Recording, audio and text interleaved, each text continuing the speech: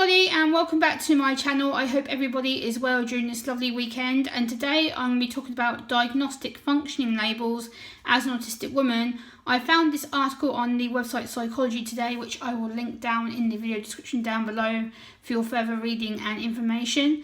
As an autistic lady, this topic seems to be a controversial topic in the disability and autism community, so I want to talk about it from my own standpoint and just kind of give it to your knowledge.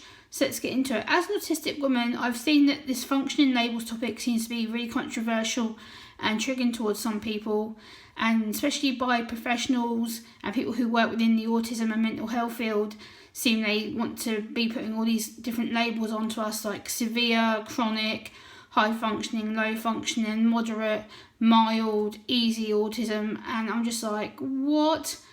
Like, why are all these labels being labelled about us? We're the people that live with autism day in, day out, and it just shows that they have no understanding or lived experience of autism. They're the ones that may have the medical knowledge and the education from university, college, or wherever they've got their degree of social work or degree of mental health or nursing from. I understand that they have to diagnose people with autism, but yet to diagnose someone with an actual label like high functioning, easy autism, mild autism, Asperger's, severe autism, chronic autism, I just thought it was not accurate. It kind of downplays the struggles that we have on a day-to-day basis.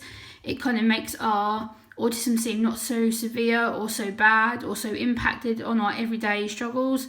With me, it's my eye contact, it's doing the everyday chores that we're expected to do, like fit into the world that doesn't want us or accept us or want us around, doing the everyday chores such as cleaning, doing my washing, doing the washing up, doing the hoovering, doing the basic everyday standard expected chores that everyone does who is neurotypical person, which is a person who is non-disabled or doesn't have any kind of disability that they admit to or they have been diagnosed with.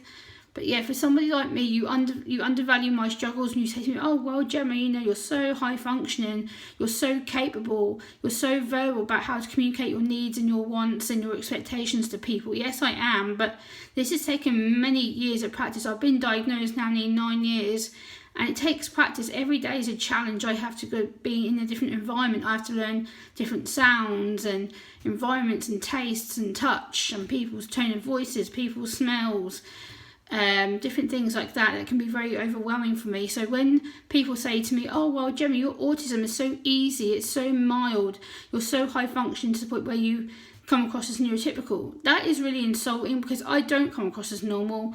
I am never neurotypical. I will never be neurotypical. I am a neurodiverse autistic woman.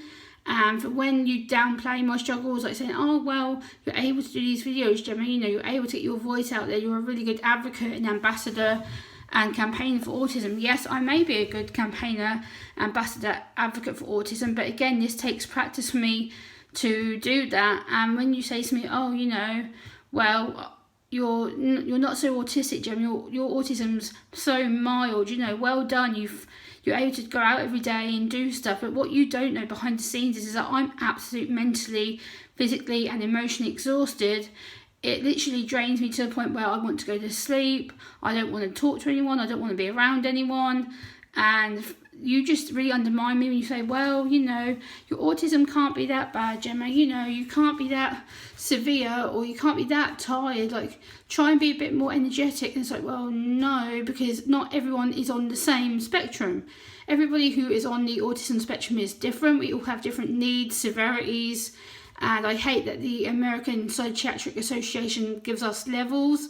Like they say we're level 1, level 2, level 3. Level 1 is that we're quite independent. Level 2 is that we need support but still independent.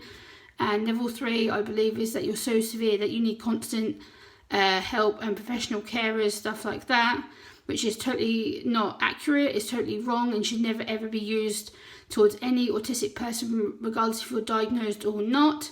So yeah, that's another thing that I really hate about the labels that get attached to us. It's like, well, you're level 1, you're level 2, you're level 3, you do this, you do that, and it's like, well, no, that's not how the autism spectrum works. It's a big line of different needs, wants, abilities, and autism is not a linear spectrum. It's something that we have to live with every day, and it's not something that is just easy to be fixed or easy to be understood. No, it's not. Autism is a spectrum of different needs, different emotions. I live on a constant heightened emotional state. My anxiety is constantly high.